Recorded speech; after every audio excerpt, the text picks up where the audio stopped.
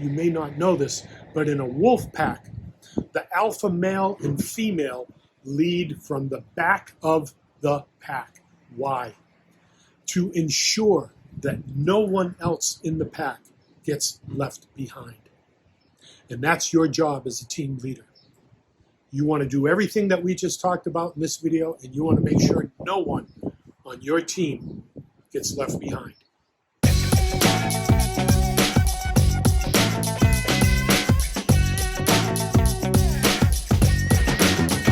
Hey, what's up, all my real estate peeps? This is Brian Lucier with another episode of the Why Not Real Estate Podcast, Golden Nugget. And today I want to unpack something for all you team leaders out there. Today our message is going to be on team leadership and some of the things you can be thinking about as you're working with your team. So our team at Bel Air, we're on the East Coast, West Coast, and South Coast. We have offices in Boston, Mass. We have offices in Los Angeles and here in Aruba. So I'm going to unpack this a little bit for the benefit of my team, for myself as well, and for all of you on the podcast. So the first thing you want to do is build the best team you can. And this is a challenge. You want to find autonomous workers. These are people who will treat what they do at your company as if it's their company. They show up for work prepared every day to do their job. They don't need to be managed. They know what they need to do. They have their tasks. They have their systems. They wind up themselves. They head out the door and do what they need to do. Or they're in the office and they know their tasks. They know all the different parts of all the different team members and they interact with those team members. That's so important to find the right team members who work together as a team. You got to hire people who are going to act like they own the business and this is their team. Absolutely, I have to have that in my company because we are working on so many different coasts. We have to mesh together like that. And then when you do hire people, you have to train them on the basics. They need to know specifically what their job function is, what their job description is. Write it down, make a bullet point. Bulletproof is a good idea too. And walk through them. Make sure they understand the aspects. And not just, here's the bullet points and you have to do this, you have to do this, you have to do this, you have to do this. Make sure you take the time to explain the purpose behind each thing. And this is important because if your team member understands the actual purpose of what it is they're doing, listen to them. They may have their own ideas. They may bring ideas to the table that you didn't think of. And I tell my team all the time, look, you guys, you do your job every day.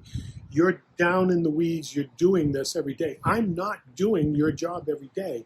So if you see something or you say something, if you see something we're doing that's not the way we should be doing it, speak up. I always want to hear those ideas. Let's try it. Let's incorporate it. Let's innovate.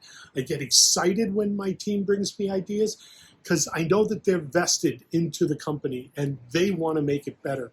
I never want to walk into the office or onto the chat or the Zoom call and say, oh, this is the way we've always done it and I want you to do it that way. No. We can't do it that way anymore. So the first thing you're going to do is build the right team. And you got to vet out those people when you're hiring them. They have to be team player mentality. I tell all my team, everyone else on the team has your back, and you have to have everybody else's back. We go into detail when we hire people on their roles and their commitment to everybody, but you got to have autonomous workers.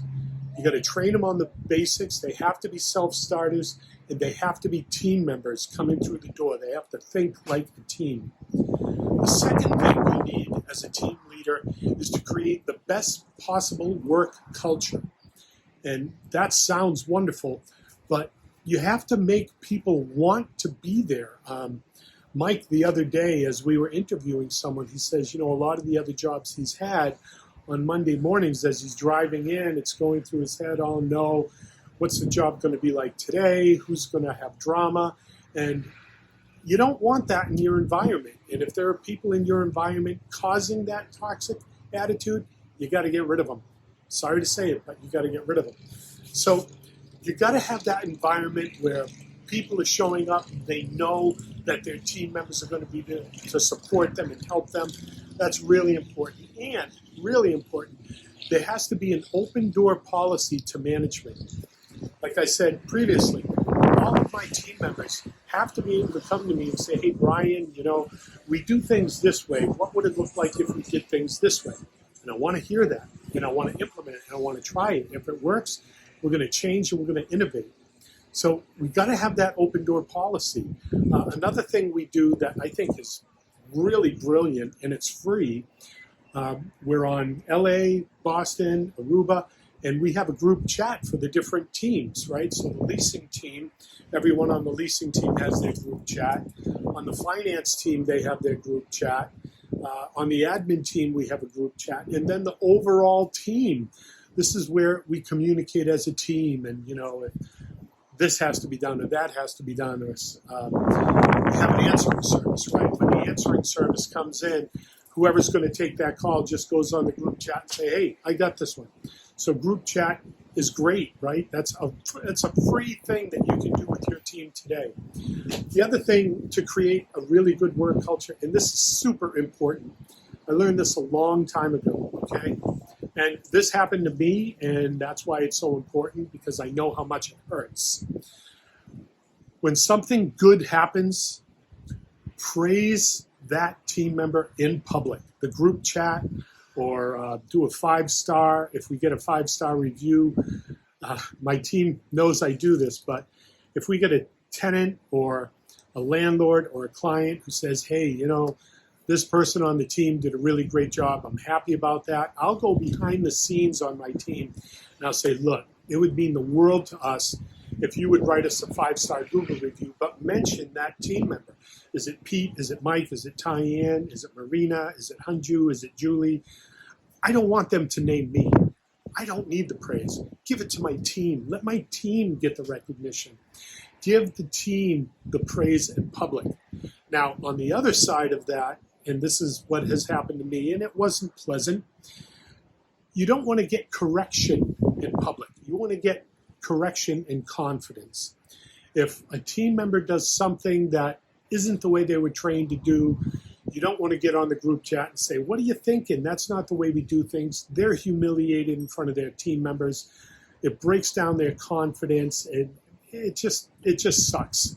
They don't want to be there anymore. They're ashamed. And you don't want to create that culture. One of our guys, he's just shocked. I mean, the environment he came from, he was constantly getting criticized, berated, and, he's kind of gun shy. And it's so refreshing when he tells me that he loves being on our team. He loves the way we interact with him. For me, it's the way we do things, but for him, it's a totally different work environment. So that creative criticism or that correction, you want to do in confidence, one-on-one, in private, and talk to the person. Say, this is the purpose we're trying to get to, and the way it was done, how do you think that might better serve, knowing that we have to hit this purpose? Well, let them know the consequences of the way that they did it. Does it cost us money? Does it cost us a client? Hopefully it's not like some earth-shattering thing. But at the end of the day, and I say this to my team, look, no one's going to lose a finger. No one's going to lose an eyeball. No one's going to get their birthday taken away, okay?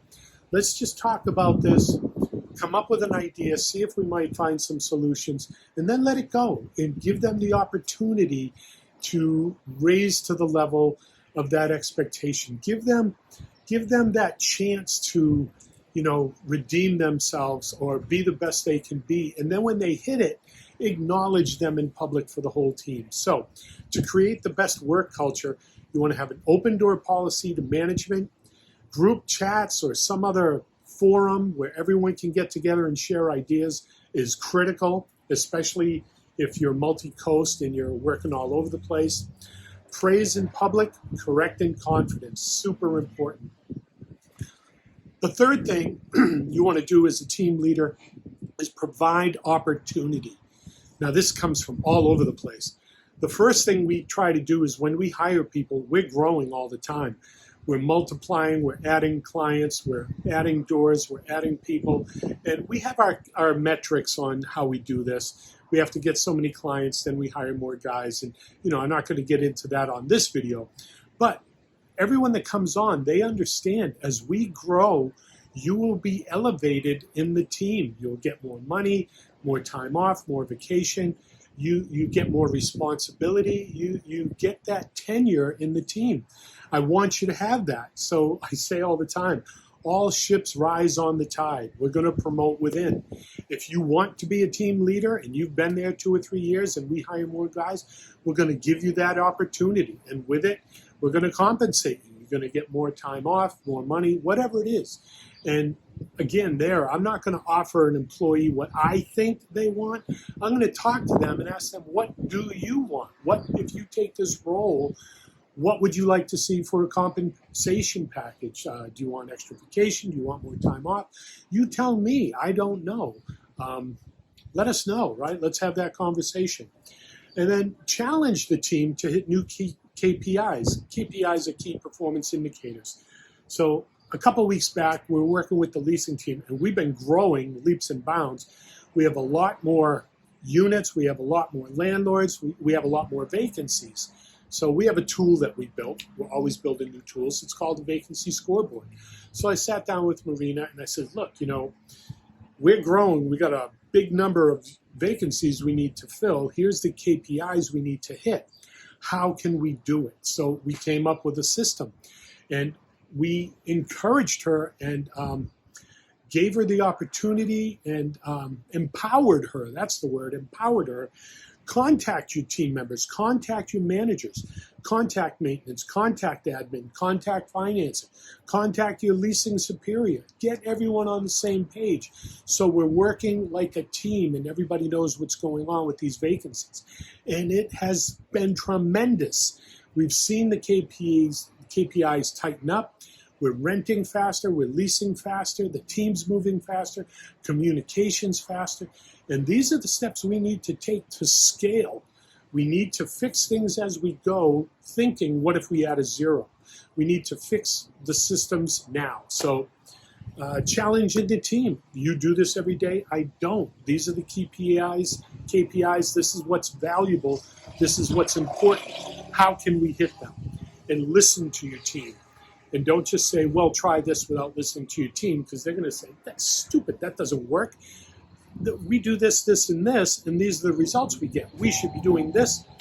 That's what I want to hear. Take control. Wow, that's a low-flying plane. It's like our level. Anyways, listen to your team and respond to their feedback. Give them the opportunity to take charge and be autonomous. And then something else we've learned within the past couple of years, we've had some turnover.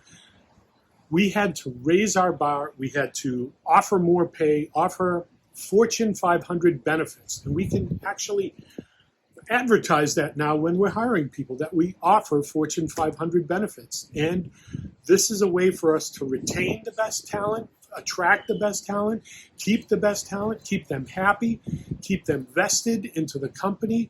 If we grow, they get more money, the match grows, everything snowballs up. So we want to offer them the benefits that entice them to be part of the team and make the team grow. That's so important for them, and it's critical for us to have team members that want us to thrive as a company as well. And then, this is so important, give them the tools they need, and then get the hell out of the way and let them do the job, right? Mike, we just fitted up a new van. He says, I really want to spend the money on this toolbox. How much is it? He said the number. I said, do it. Because I know if he's got that toolbox, Mike is like a genius when he comes to maintenance and repairs. He's like one of the most highly acclaimed maintenance techs we've ever had in the history of the company. Everyone loves him. The landlords love him. The clients love him. The vendors love him. Everybody loves Mike, and he gets a lot of 5-star reviews. But the point is, give him the tools he needs to be successful, and then get the hell out of the way and let him do his job. If he needs XYZ tool because it's going to save him a couple hours a month, do it. It's going to pay for itself. And he's going to know that you've got his back as a manager. I'm not going to say, oh, well, I can't afford that tool, figure it out. And then he's going to be scratching his head, makes his job so difficult. Spend a couple $100. Get the guy the tool he needs and let him do his job. Stay out of his way. Let him be productive. He's going to be happier. He's going to be more productive. You're going to have a higher, happy tenant. So that's so important. So to provide the opportunities, all ships rise on the tide, promote from within. Challenge your team members to hit the key KPIs. Explain to them what you need, and then listen to them and challenge them. Have them come up with their own solutions. Always ask, what do you think? And then listen. Offer them the best benefits, the best pay packages you can, and then again, give them the tools they need, and then get the hell out of the way and let them do their job. Finally, fourth, you want to lead from behind, right? I don't want to be chasing people. I want to be catching up with them, right? And that sounds kind of weird, a little counterintuitive, but when I started this company over 20 years ago, the way we did things then are not the way we do things now. The technology is different, the tools are different, building code is different, energy code is different, everything's different. So there's no way for me to stay up on all the different departments, what's going on. I walk into a department and there may be changes over the past 2 months that I don't even know about. So how can I lead without knowing? I got to ask questions, right? I got to ask them, what's new? Why is this important? And listen to them. They're going to tell me and train me to bring me up to speed so I can lead them and then ask good questions. So what worked yesterday doesn't work today. I have to listen to my team and know what's going on. And then, like I said, you got to ask questions. One of the best ways to lead is to ask questions, have people explain it back to you. Teach your team that everything they know, they may need to train to someone else. Because as they elevate in the team, they may need to train someone else. So ask really good questions so everybody understands the purpose behind what it is that we do. An analogy I heard a long time ago, a guy changes tires on cars. So what's your job? Well, I change tires. That's not a greater purpose. If he understood his greater purpose, he would say, I put tires on cars to make them safe for families. So when that mom is driving her baby in a snowstorm or in a rainstorm, she has good traction on her car, and her child and her family are safe because of the job I do. We're in property management. We do that at a higher level with people's homes. So our team members need to understand that. It's not just, oh, I'm going to go unclog a toilet. You're taking care of the family, just like you have a family. You're taking care of them. You have to know what it is, what's going on. You have to know the purpose behind it. And then, this is really important. As a leader, I take responsibility for every bad thing that happens, period. Whether I was involved with it or not, it's my fault. Because if my team member did something that didn't hit a KPI, it's because I did not train them properly, or I did not give them the tools properly, or I did not explain the purpose properly, or I did not give them the capability or empower them to interact with the correct people they needed to be productive and successful. That's my fault. If anything bad happens, that's my fault. As a leader, I don't care what it is, it's my fault. Let that sink in. Now, on the adverse side, if something great happens, I'm never going to take the claim. I'm never going to take the credit. I'm never going to take the reward. That specifically goes to a team member. If we get a 5-star review, that goes to the team. It wasn't me. I don't want to be that leader that sucks the limelight. I want the spotlight to be on the people who are out there on the front lines doing all that. So absolutely, I want to take responsibility for all the blame or anything that goes wrong. And I absolutely want to put the spotlight on the team as a team leader on the team when something goes right. I want to give them the credit. I want them to celebrate. I want them to have the reward. I want them to feel the victory. They win as a team. That's what I want. They win as a team. And then finally, the last analogy I love this. So you may or may not know this about wolf packs, but the way a wolf pack is formed, the younger, stronger wolves are in the front of the pack. So if they meet adversity, they've got the avant-garde, the front line right there, ready to support and protect the team. And then after that, the elder wolves, the more mature, the senior wolves, if they get through all those front lines, the more experienced fighters and wolves and team members are right there. And then they protect and surround the women and children. This is who we love dearly, right? Those people on our team. These might be our admin, our leasing team. You know, we've got the front line, the maintenance guys are out there. They're out there on the front line dealing with all the hard issues. And they're protecting the rest of the team. We've got the inner team that's protected by the young bucks, the seniors, and then they protect the women and children. Now, you may not know this, but in a wolf pack, the alpha male and female lead from the back of the pack. Why? To ensure that no one else in the pack gets left behind. And that's your job as a team leader. You want to do everything that we just talked about in this video, and you want to make sure no one on your team gets left behind. If you can do all of this, and you know, I've been doing this over 20 years, and I didn't start this way. I had to learn. I had to educate myself. I made a lot of mistakes. Hopefully you can listen to this video, take down some copious notes. Remember, the first thing is building the team. Then you got to create the correct work culture. Then you got to provide opportunity for that team, and then you lead from behind. This was a great one. I really, really hope you enjoy it as much as I enjoyed sharing it with you. This is Brian Lucier from the Why Not Real Estate Podcast with another golden nugget. We'll see you on the next one.